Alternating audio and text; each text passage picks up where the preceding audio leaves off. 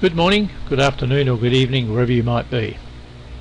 It often occurs that we wish to create in Excel a drop-down list to choose from, but where the data is in another file. I'm going to show you a procedure which certainly falls under the heading of Intermediate to Advanced Excel, which will enable you to do that. And it involves the creation of naming of cells and then referring to those names in a second file. So first of all, I have two files.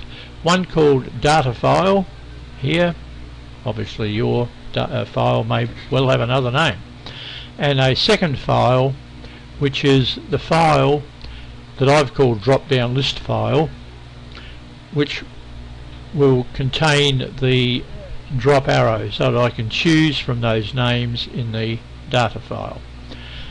Here is the procedure. First of all, I select the names or the data, then I click in the name box and I'll give them a name employees for the sake of this demonstration, and I press enter. I can check that the names have been accepted by Excel by going to the Formulas tab, and with the Name Manager there are the cells that have been named employees. So far so good. Now the next step is to go to the file in which you want the drop down lists, and what we do here, we go to the Formulas tab, Define Name, and we'll call these this particular set of information employees for list.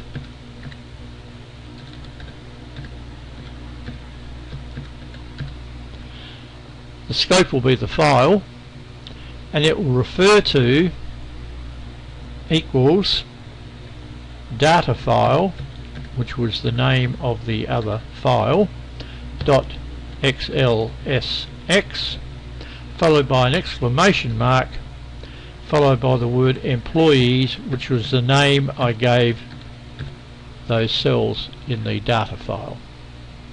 So we're saying use a named definition of employees for list and refer in that name to this information down here.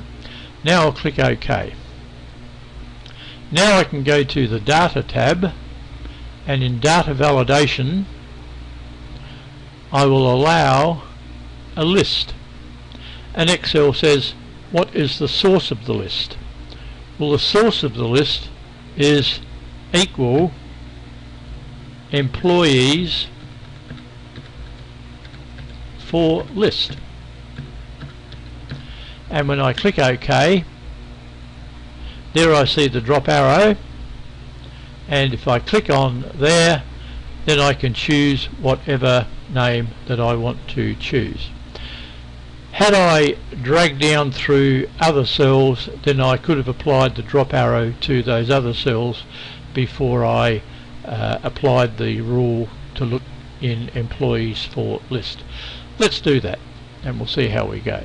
So in the Data tab in Data Validation, I'm just going to clear all there, and we'll say OK.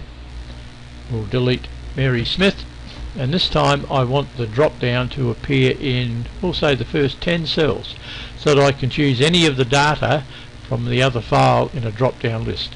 So here I go again to Data, Data Validation, allow a list. It says what's the source of the list? It is equal employees for list.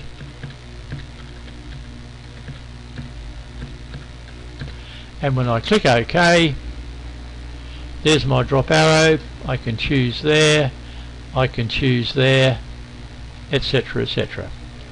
So there we go. It's the best and easiest way, and certainly the most efficient way, to choose from a drop down arrow data which is in another file.